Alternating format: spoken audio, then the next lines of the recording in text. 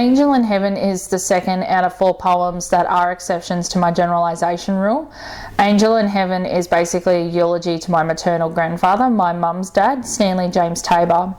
The first stanza talks about when I found out about his passing from my mother, who was the youngest child in her family. He died on June 14, 2012, which is just before I came home for the uni winter holidays. She called me at 7 in the morning and she said, she just said he's gone. And I asked her if she was okay, and I said I was sorry and I was thinking of her, and I think her and Dad came to pick me up to take me home for the holidays a few days after that.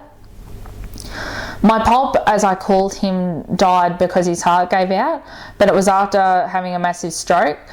The reason for the lines, 84 years, you gave it your all, you don't have to battle anymore, and also referring to him as a survivor, is because out of all 4 of my grandparents, he was the one that had the most health problems and went through the most, and yet he ended up living the longest. He was the last grandparent to die.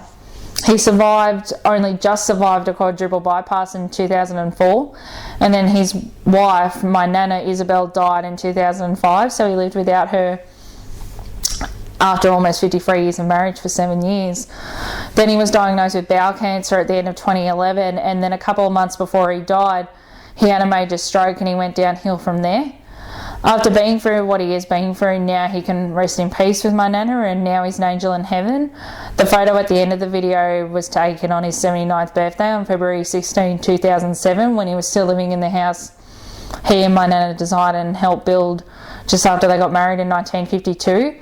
It was also the house that my mother and aunts and uncle grew up in, and where I have fond memories of growing up, spending weekends playing backyard cricket and footy and exploring the paddocks with my brother and cousins. That house, I think, still belongs to my uncle, but I haven't actually been there in years, which is a little sad. But yeah, this is but I think that photo of him was a really good one, and one of the most recent ones I can find, where he was in reasonably good health, and he's smiling and he looks happy there. So I thought that was a nice way to end the video and end the poem.